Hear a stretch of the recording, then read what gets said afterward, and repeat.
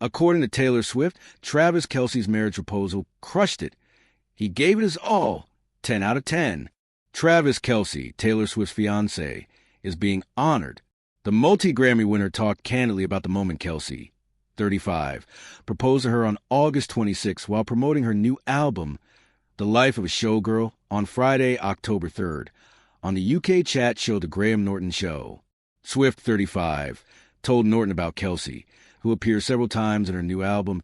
He absolutely crushed it in shocking me.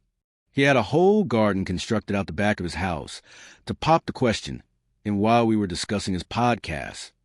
In her first TV appearance since Kelce's proposal, she added, he went all out, 10 out of 10. She wore a black, adorned mini dress with her sparkling engagement ring.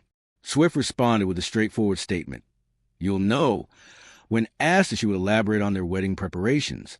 "In terms of planning, I want to finish the record stuff first, and then the wedding. Planning will be enjoyable, I believe," she continued. Speaking more on the life of a showgirl, Swift added that, as she had previously disclosed on Kelce's New Heights podcast, she relied on her songwriting abilities to keep her creative juices flowing during her protracted Eras tour. "I had the record as a hidden passion project behind the scenes to perk me up because I was physically fatigued, unwell, and worn down," Swift admitted to Norton. "It kept me from colliding with a wall." In addition, she disclosed that compared to some of her earlier albums, The Life of a Showgirl is less reflective. The album, Swift's 12th, was made available at midnight on Friday, October 3rd. "It's not like doing a full autopsy of myself since I have a different perspective now and prefer to tell stories from a distance," she said to Norton. Regarding her growth as an artist, Swift continued, "I think my wheelhouse is larger now. I feel like I can sprint in heels and accomplish anything now. I feel comfortable writing falsetto parts, higher choruses, and octave jumps. After the tour, my confidence has increased." Additionally, Swift disclosed that her father, Scott, shares her affection for a single song with Kelce. Regarding the third song on The Life of a Showgirl, she remarked, "My dad is really enthusiastic about Opalite, and it is Travis's favorite." She went on to say, "Growing opals in a lab is an amazing metaphor for making your own pleasure, to rise above the problems and be satisfied you achieve things on your terms." At 5:40 Eastern Time, The Graham Norton Show premieres on BBC One and BBC iPlayer.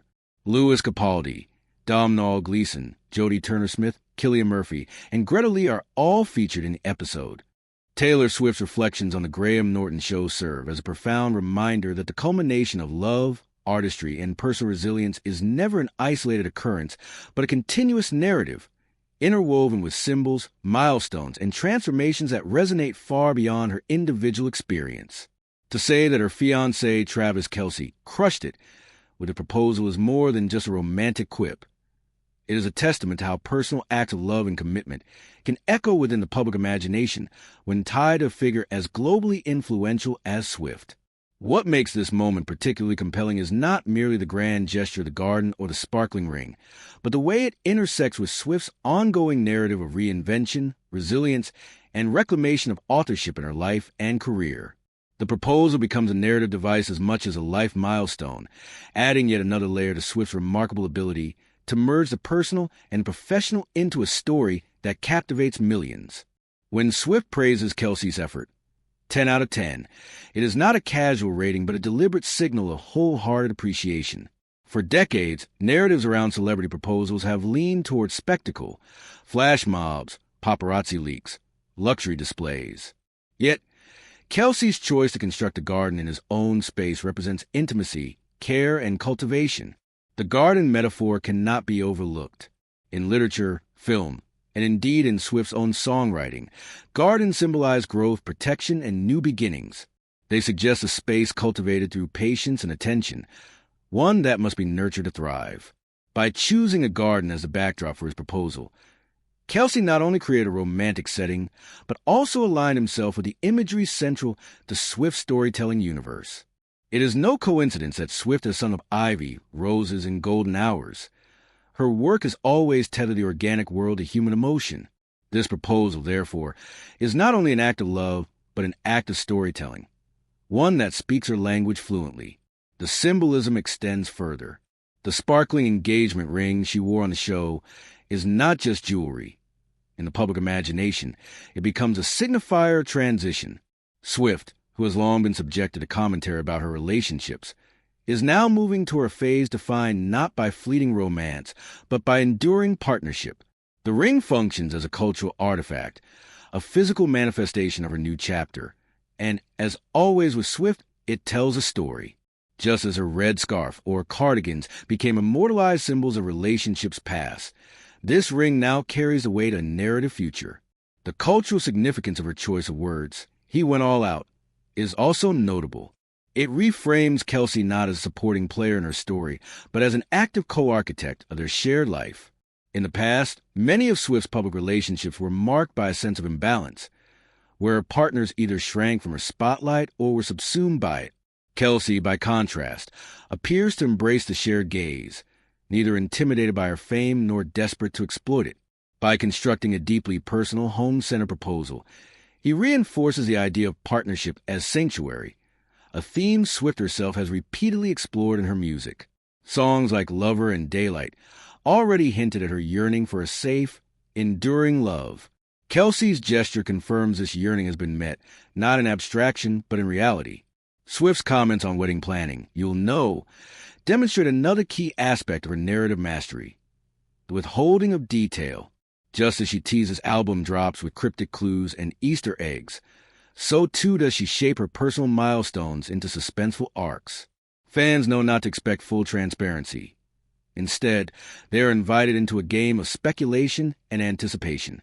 This dynamic fuels her bond with her audience, transforming personal milestones into communal experiences.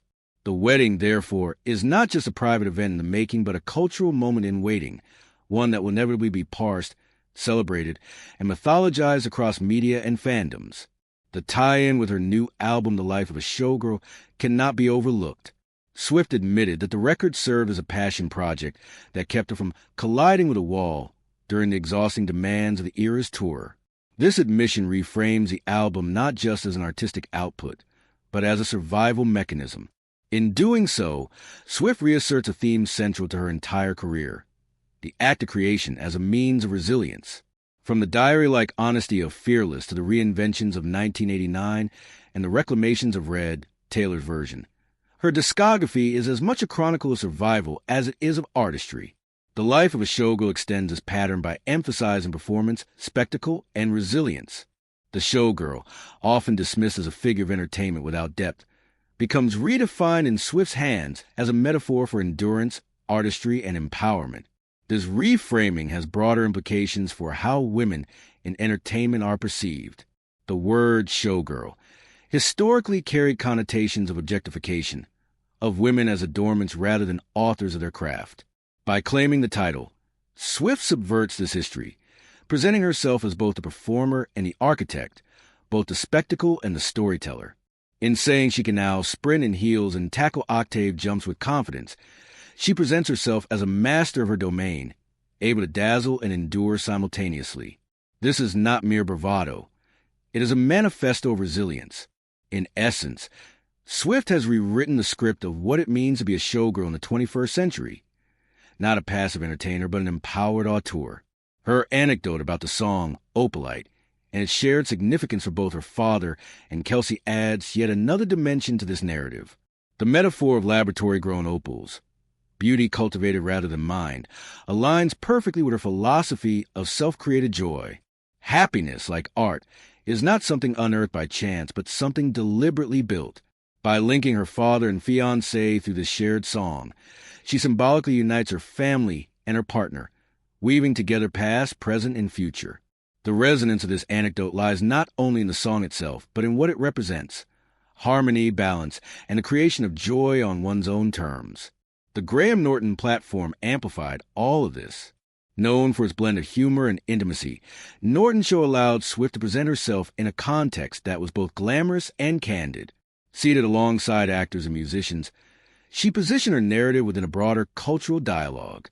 The episode becomes a snapshot of celebrity culture at its richest, a cross-section of talents, personalities, and stories, each contributing to a shared entertainment experience. In this setting, Swift's revelations carried both intimacy and grandeur, reinforcing her ability to occupy multiple registers simultaneously. Ultimately, the conclusion to be drawn from this moment is that Taylor Swift has once again demonstrated her unparalleled ability to transform life events into cultural touchstones. The proposal itself is a personal milestone, but in her recounting of it, through language, metaphor, and performance, it becomes a story that resonates across her fandom and the broader public. It encapsulates themes of love, resilience, performance, and authorship, themes that have defined her career and continue to evolve as she moves into this next chapter. What makes this moment even more significant is the way it fits into the broader arc of Taylor Swift's career. For nearly 2 decades, Swift has been scrutinized for her personal life, with critics often attempting to diminish her artistry by reducing it to reflections of fleeting romances. The Kelce proposal, however, signals a profound shift in this narrative. It reframes her personal life not as a liability or distraction, but as a strength, a source of stability and inspiration that enriches her artistry rather than undermines it. In celebrating Kelce's proposal as a 10 out of 10, Swift tacitly reclaims a narrative of her romantic life from one of turmoil to one of fulfillment. This reclamation holds broader cultural significance. It challenges the double standards that women in entertainment face, where their personal lives are often weaponized against them in ways that men rarely experience. Swift's ability to integrate her personal milestones into her professional narrative on her own terms disrupts this dynamic. It affirms that women can simultaneously excel in their careers and find fulfillment in love without one diminishing the other. In this sense, Swift's engagement is not just a personal triumph, but a cultural statement about the evolving narratives available to women in the public eye. The metaphor of the showgirl further amplifies this cultural resonance. The image of the showgirl has long been a paradox, glamorous yet vulnerable, dazzling yet objectified. By titling her album The Life of a Showgirl, Swift embraces this paradox and transforms it into a symbol of agency. She is not the showgirl who dances for the gaze of others. She is a showgirl who commands the stage, authors her story, and finds resilience in performance. This reframing carries profound implications for how audiences understand both Swift and the broader role of women in entertainment. It suggests that spectacle and authenticity need not be mutually exclusive, that performance can be both dazzling and deeply authentic. Her reflections on confidence, her ability to sprint in heels, speak to this duality. The image encapsulates the intersection of glamour and grit, of style and stamina. It resonates with the lived experiences of countless women who balance performance and perseverance in their own lives, whether on literal stages or in metaphorical ones. In this sense, Swift's narrative becomes not just her own, but a universal metaphor for resilience in the face of scrutiny, exhaustion, and expectation. The interplay between love and artistry in this moment cannot be overstated. The proposal, the ring, the garden, the album, all converge to tell a story about creation, resilience, and joy. Love becomes not a distraction from her artistry, but an extension of it, a sanctuary that fuels her creative output. The fact that both her fiancé and her father share enthusiasm for Opalite underscores this theme of harmony, suggesting that her personal and professional worlds are not at odds but in alignment. This alignment, in turn, reinforces the stability and confidence that Swift radiates in this moment. Looking forward, the implications of this moment are vast. The forthcoming wedding will inevitably be a cultural event of extraordinary magnitude, one that fans and media alike will dissect for symbolism, spectacle, and narrative significance. Yet, if Swift's comment are any indication, she will approach it with the same blend of intimacy and spectacle that has characterized her entire career. It will be both a personal milestone and a cultural touchstone, both a private joy and a public performance. At the same time, The Life of a Showgirl will continue to shape her artistic trajectory. As her 12th album, it signals not just longevity, but evolution. Swift has grown from country ingenue to pop powerhouse to cultural auteur, each phase marked by reinvention and resilience. The show